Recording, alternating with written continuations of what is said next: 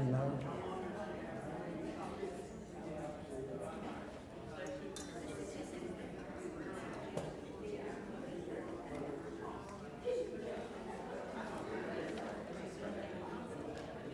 How about seeing the folks over here?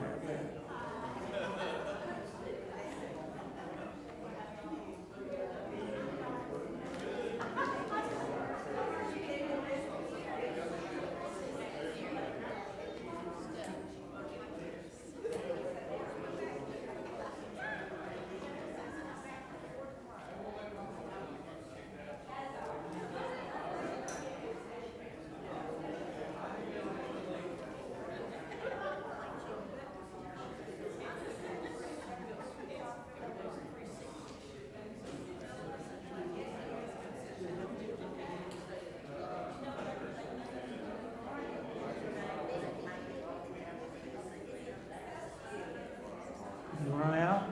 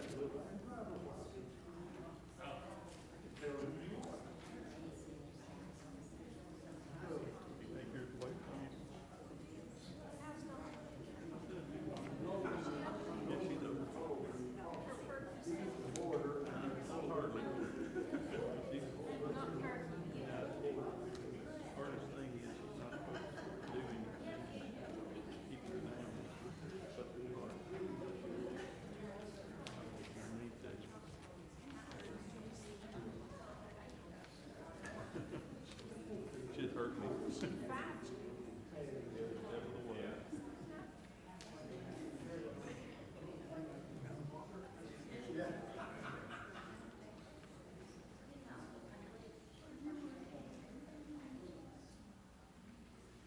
Okay, time to begin our class here this morning. We're glad you're here.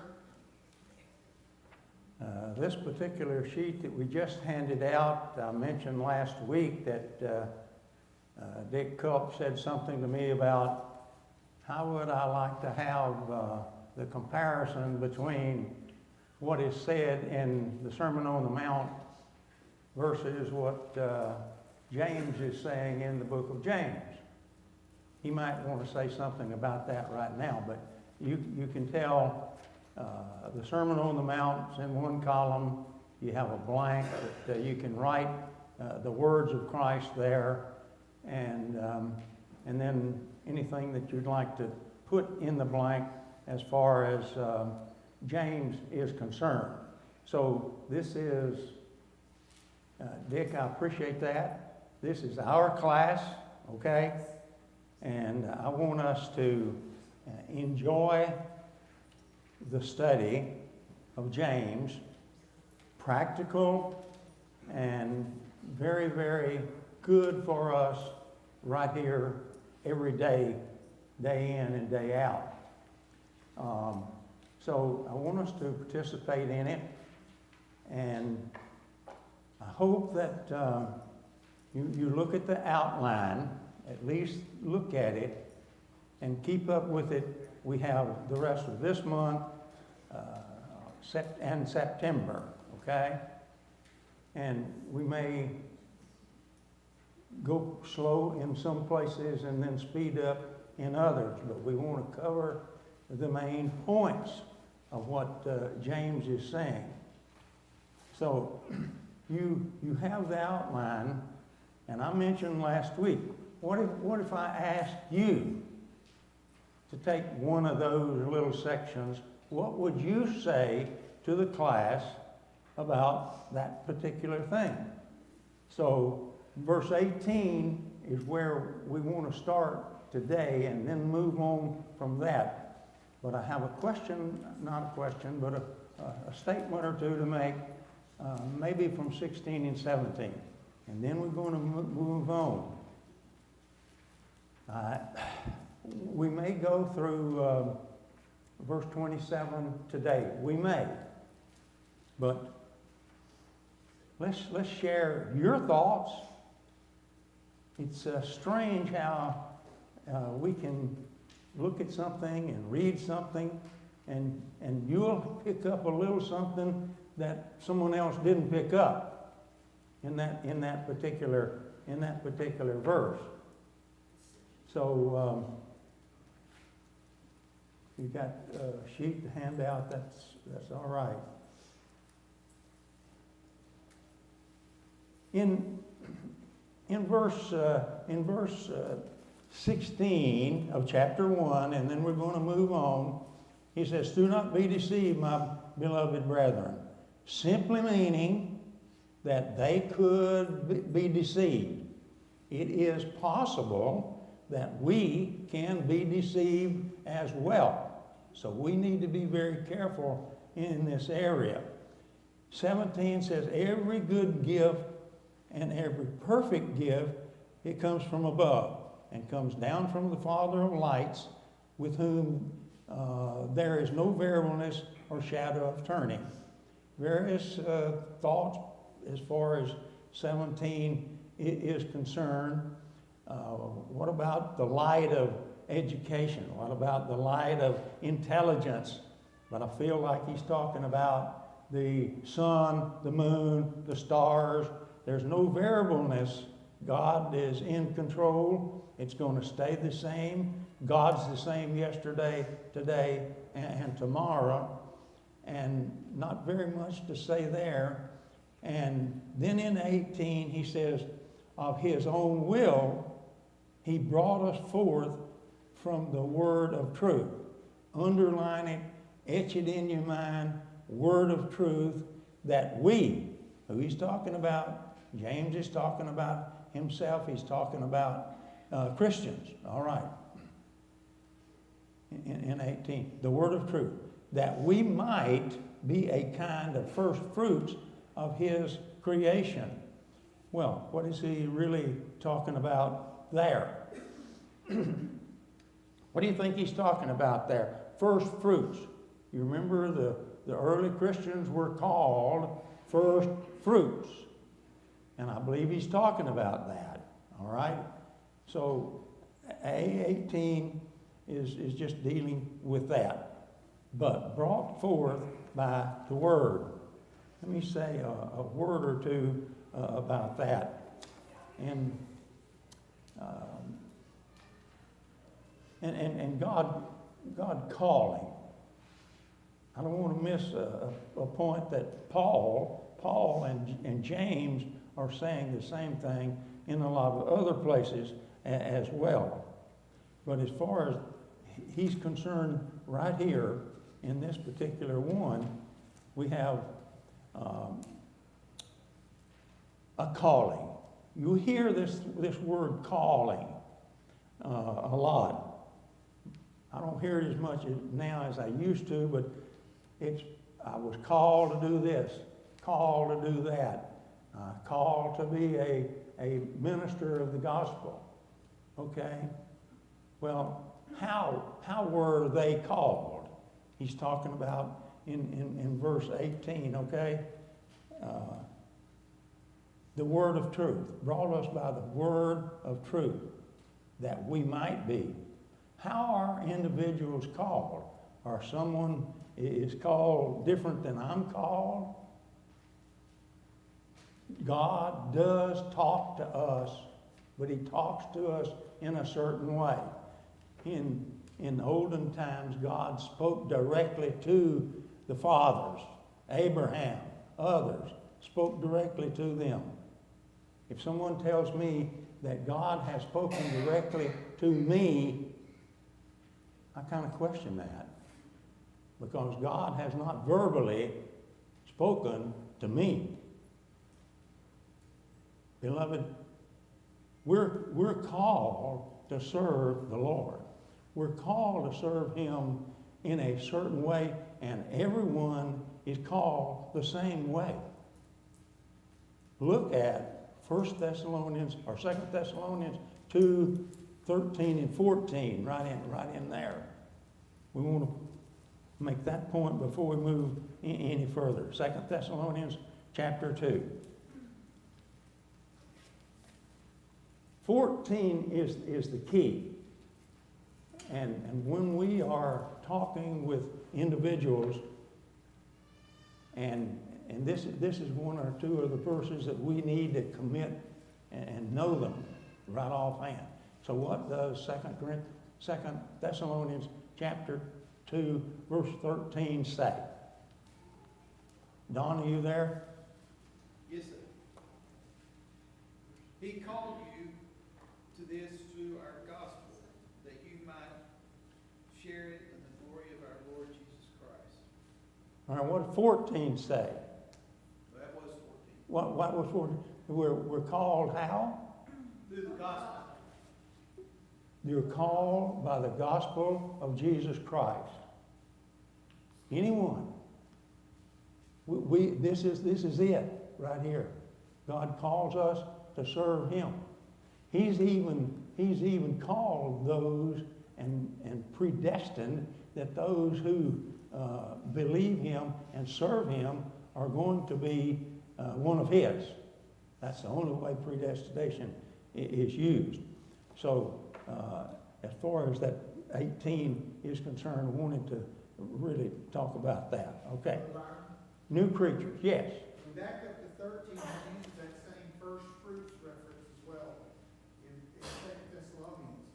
And starting verse 13, then always give thanks to God for you, brothers, beloved of the Lord, because God chose you as first fruits to be saved, through the sanctification of the Spirit and belief in the truth. That's right. And their first fruits and these blessings, it's a promise that there's going to be more. Isn't the first fruits also a reference back to the old law because sacrifice was required of the first fruits? Sure. That's right. Appreciate that. It all ties in, and that's what I want to do in the study. Not just, there will be other verses that I'm going to be referring to other than right here in James. So we're going to other places, tie it all together. Paul said he was going to preach and teach the whole counsel, okay? So I said, not many verses and things stand alone. Proverbs is an exception to that, but we need to look around other passages that deal with what we're talking about in the book of James. Okay, all right. So we come along here, and we've got in the outline. We finished that one now. Okay, in 18. Let's go to section 3. Man's wrath, God's righteousness, verses 19 and 20. So I've got those marked in my Bible, 19 and 20. And he says, so then, my beloved brethren, and keep in mind, that's who James is talking to. The 12 tribes of Israel, they are the Christians that he's talking about. So then, my beloved brethren, let every man be swift to hear and slow to speak, slow to wrath. For the wrath of man does not produce the righteousness of God. Okay. When I was a kid, my dad said, son, you need to do more listening and less broadcasting. I seem to know what he meant. Slow to speak. What does that mean for us, class? What does that mean for us as Christians, being slow to speak? Slow to wrath. You need to think about what you're going to say before you say it. Think about it before you say it. Okay? Do you think that we always do that, Laura? No. No, we don't always do that. Sometimes we just speak out. Now we're going to talk a little bit more about the tongue, because James says it's an unruly member and you can't control it. Okay? It's going to be controlling the tongue, slow to wrath. Who's ever heard of, there's another passage, and you can look it up right quick. I'm not sure where it is. And I can read your lips now. Let not the sun go down on your wrath.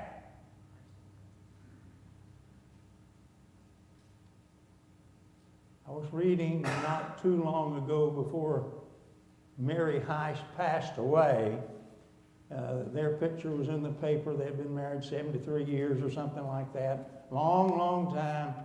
They asked them, what is the key? Tell your mate you love them when you go to bed, and don't be mad. Don't ever be mad. Okay, yes. One of the things that I think we need to realize too, what he's saying, could be this, that if we are quick to hear, he said, we need to do a lot more listening than we do talking. It's one of the things he's saying as well. Yes.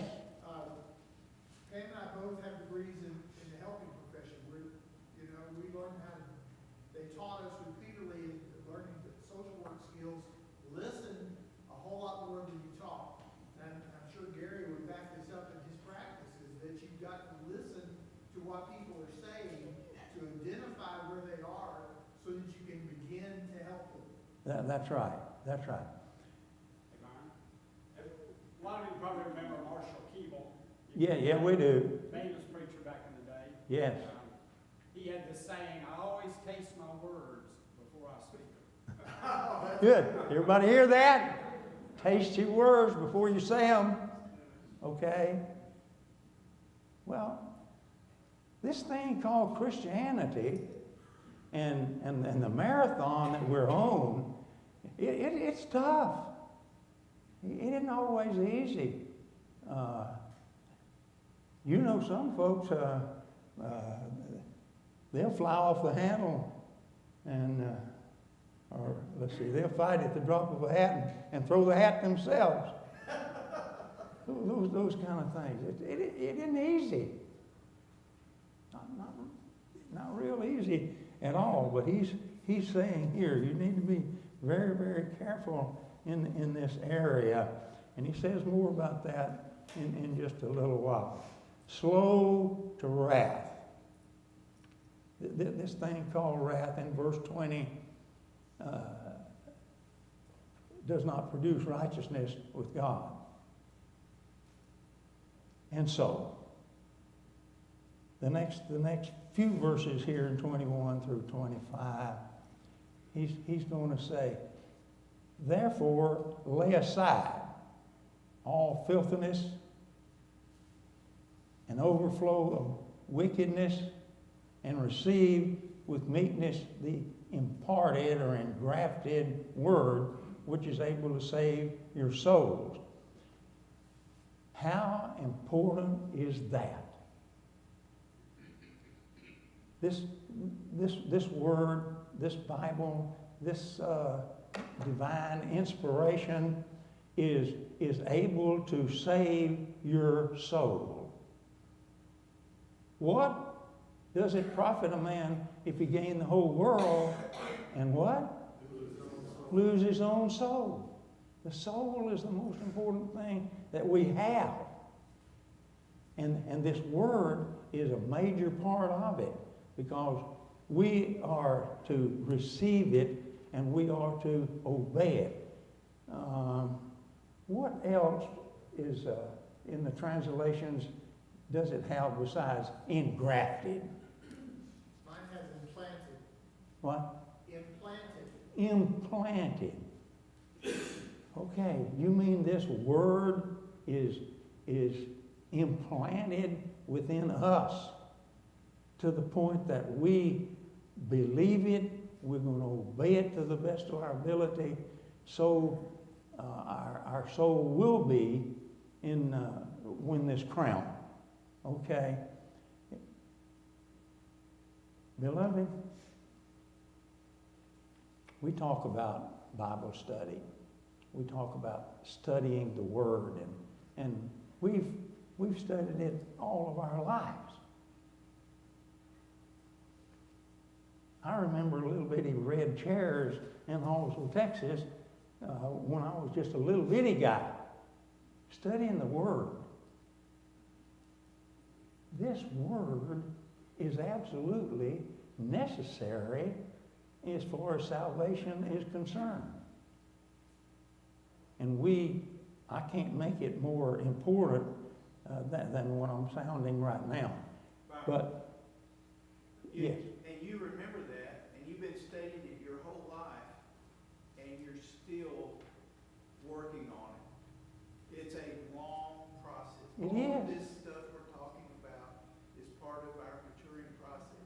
The Israelites wandered in the wilderness for 40 years while God was preparing them to go take the land. Oh, yeah. That was a maturing process for them. And it's all a maturing process as we're told, so that we may become complete. Oh, that's right. Yeah. It's not an overnight thing. It isn't overnight. I'm saying you learn a little something every time that you study the same thing. And you will be able to help one another. You'll say something that will help me. I'm not sure I looked at it that way before. I appreciate that. So this study in James and our participation in this is extremely important. And I want us to enjoy it and share what we understand. But it's able to save our soul. Wow. Anything more important than that, Maurice? Nothing more important than that.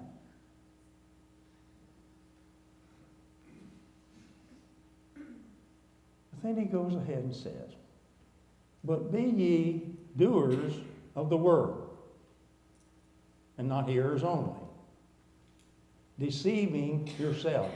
Here again, Byron, you can be deceived. We can be deceived. I don't like that, do you? I don't like to be deceived.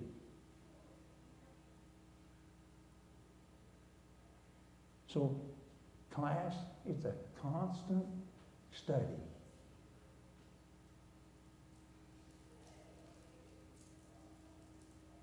It's every day the challenge of this Christian life. And sometimes, I give you my opinion, there are a lot of folks that are hurting. There are a lot of folks that need to hear, if you come here, you're going to be loved. There's some folks that need to be loved, brethren. Not spoken harshly and not given some hard words. If you don't do this, you don't do it. Wait a minute. We're like a hospital. We're here to help people. I need help in life.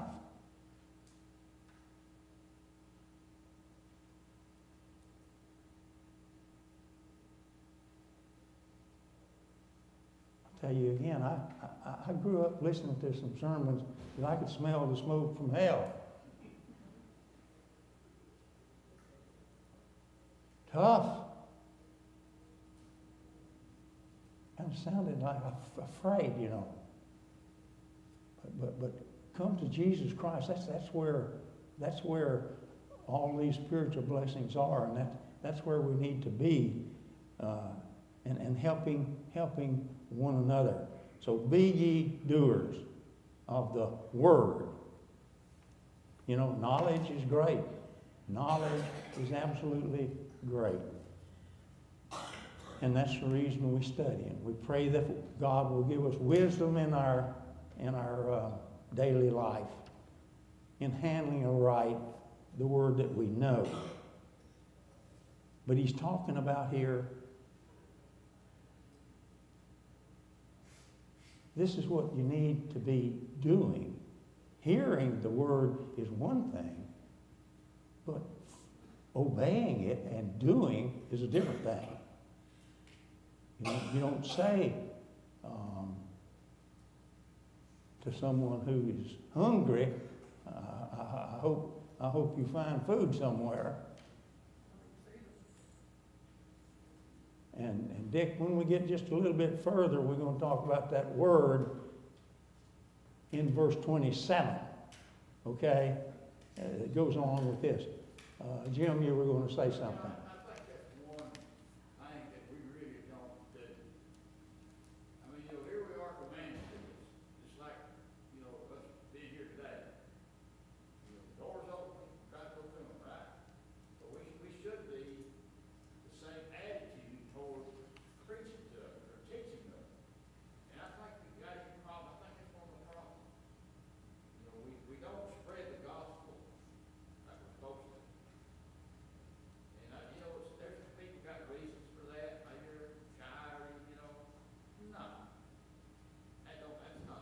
Okay, yeah, we spread this gospel, we spread what we know, and then what James is talking about, make sure you live that.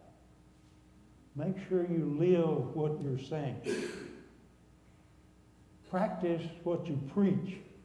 People are looking at you, and they're reading your Bible in your life to a great extent more than they're looking at it in this print right here. They're looking at you. Okay, yes. You've heard the saying, you're the only Bible some people read. Say it again. You've heard the saying, you are the only Bible that some people read. That's right. Because they're watching your actions. That's exactly right. So what does it mean? Now, don't you answer, because I'm already talking to your husband there. Well, what does that really mean, that they're watching you in your action? In your daily life, things that you do around your home or outside the home, watching you, how you help people, and not helping. Okay, all right, yes. I think we also got to remember the word implanted. You know, it's not just reading. We got to read it, understand it, implant it in our. So when the opportunity arises, we know what God is telling us, because we have implanted Okay. it. You know, Jesus wasn't just talking Do to you the disciples, think? he was talking to us. Oh. We're all going to preach the gospel. Okay. Do you think we know more than what we do? Yeah, probably do. Okay. Appreciate the comments. Appreciate the statements. Yes. Go ahead. Talk to me. My daddy always said, I would rather see a sermon any day than to hear one. Rather see it any day. Than to hear it. Yeah. What does it say? I'd rather you would show me the way than point me the way. Okay. So, class, we have a great responsibility here. Okay, and James is making it very, very practical for us. So be doers of it, because you may be deceived. We're going to talk about the mirror here in just a minute, right now. Just doers of the word. Verse 23. And if anyone be a hearer of the word and not a doer, he is like a man observing his natural face in a mirror. Well, what is the story there? Okay, did anybody look at the mirror this morning? Hair's all, you just don't pay any attention, you just go right on.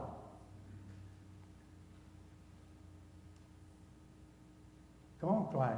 No, we looked, every one of us probably looked in there this morning. All right. Of course, that's what we do. We look in the mirror and we make whatever corrections we can to look half decent. Okay.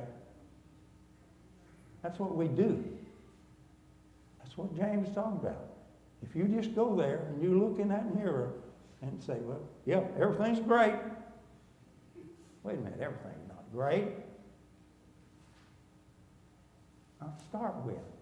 So it's one thing to believe what it says here and then follow up on it with action. All right. So then we move on. For he, we're going to 24, for he observes himself and goes away and immediately forgets what kind of man he was. What does that mean to you, Al? What do you think? He just goes away. Because it's something, you've seen, you forget that.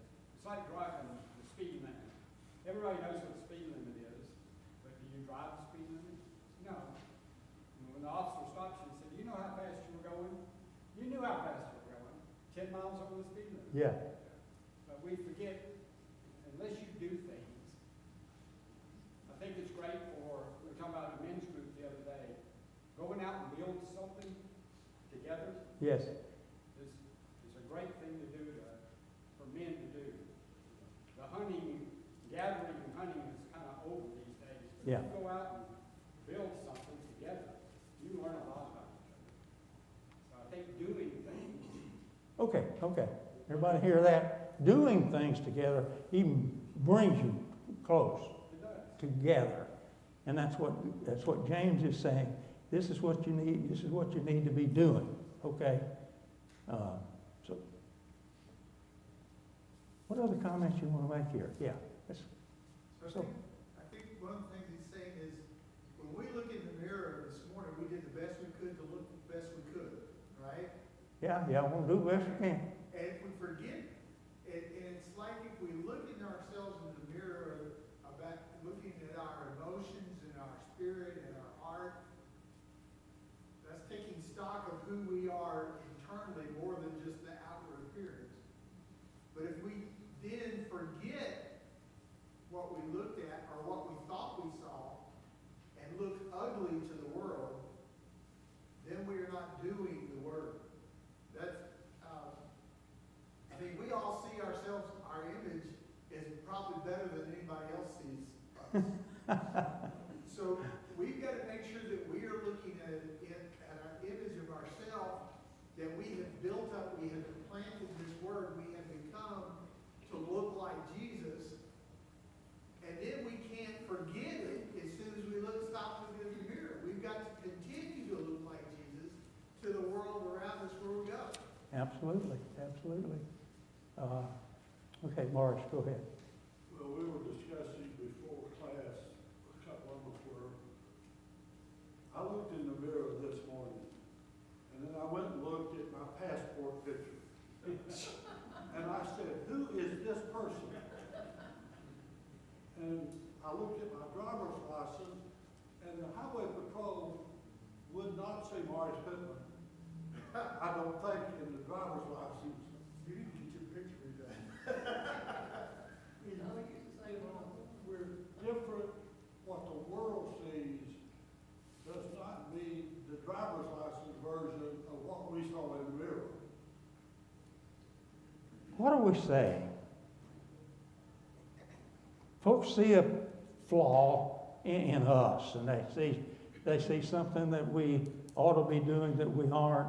something we're doing that we shouldn't do. What do they see? Well, if we really want to look at ourselves and self-examine, well, now that's tough. This thing called self-examination is a little bit tough, and being fair with ourselves. We might ought to think about, yeah, I know that's probably what that individual thinks, and that's probably right,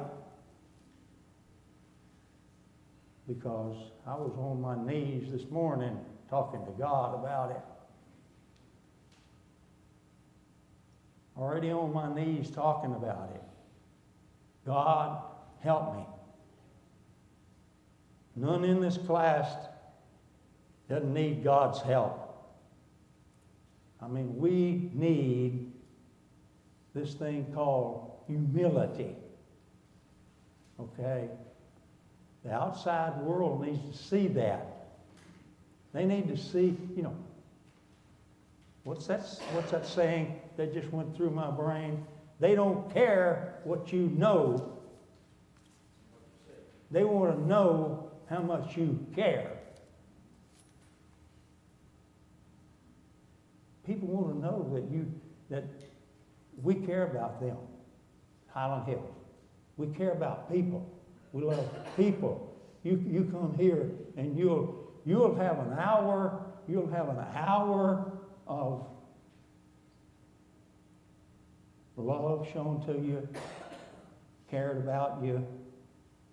You'll know that we're glad you're here.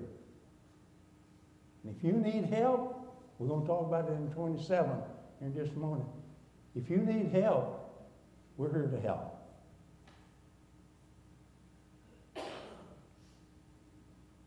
We're not here to condemn. Okay? Jim, you were going to say something else? All Jesus said, all for God, go into all the world and preach God. I mean, it's not just James said what Jesus said, but Jesus told us that. All for God. Go into the world and preach God. Go as a disciple. Go as a disciple, right? That's right. Yeah, it's our responsibility. The Great Commission you're mentioning there, it's our responsibility to go, do what we can, where we are. What's bloom where you planted. I'm saying things I don't know what I'm talking about. Bloom where you planted. I think that means work where you are with what you have. We're interested in things in Brazil. Yeah, we are. But we're interested in who's next door, too. And a lot of folks. You were going to say? Well, this is very personal. Wednesday morning at 8 o'clock, they're going to cut a cancer off my nose. Okay. Now, I feel comfortable in saying to everyone in this room, I need your prayers. That's right. Because that surgeon says it's a simple procedure. Well, for that surgeon, it may be a simple procedure. That's right. But for Boris Pittman, That's right. they're going to stick needles in my nose and get a scalpel and start cutting. I need help. All surgery is okay for everybody else, but you right then. It's tough. We're talking about caring, sharing, and James is saying, you folks, these people had problems.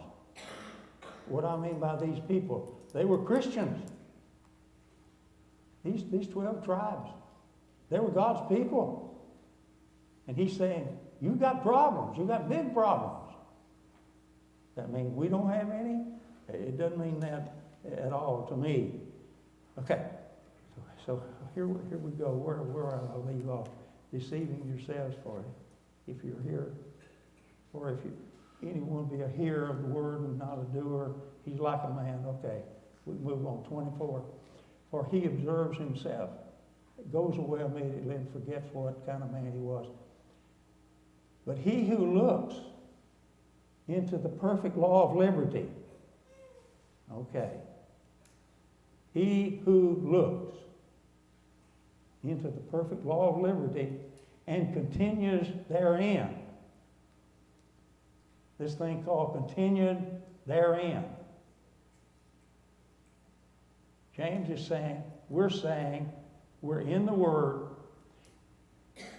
This engrafted Word, the Word dwells within us. Now, beloved, when this Word dwells, what does that mean? It's there. The Word's there. It's going to be what controls our life. And he continues therein, and is not a forgetful hearer, but a doer of the word. This one will be blessed in what he does.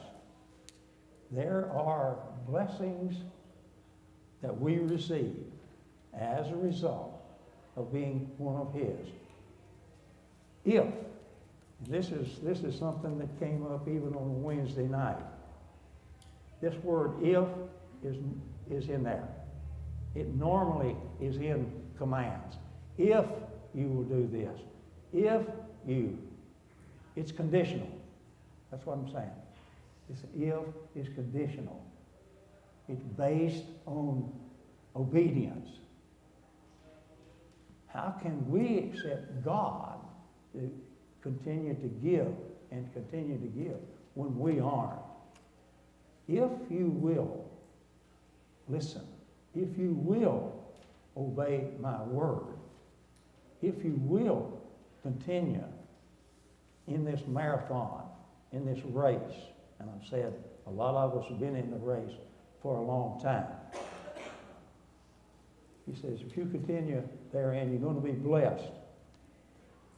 If, here it is. If anyone among you, now let's make it real, class.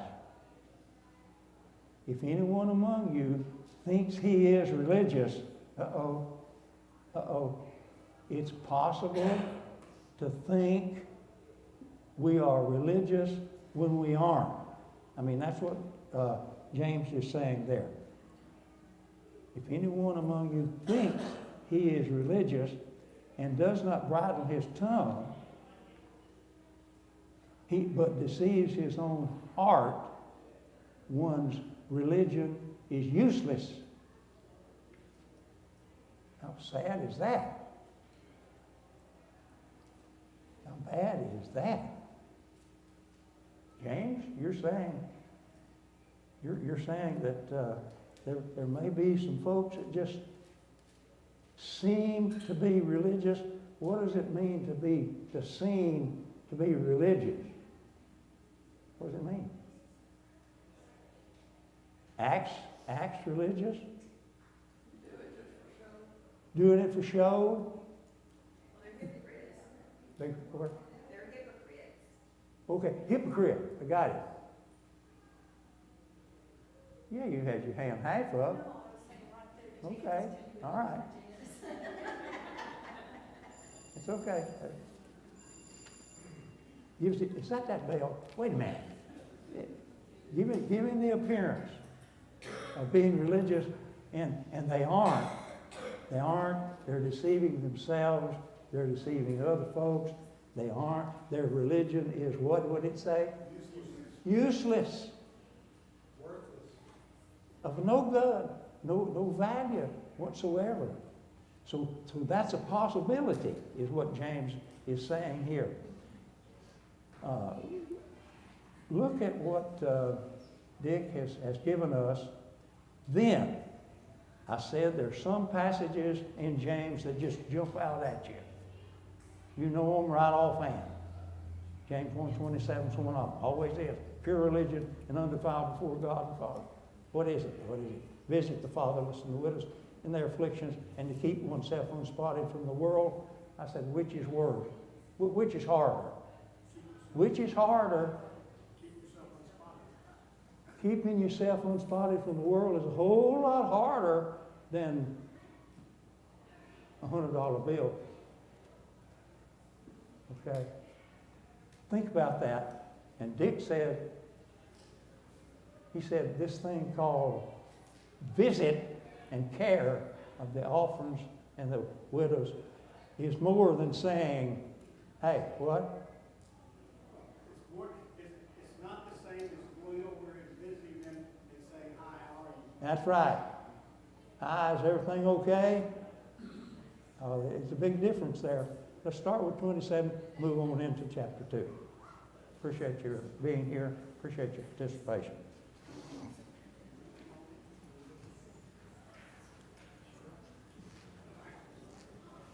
Thank you, brother.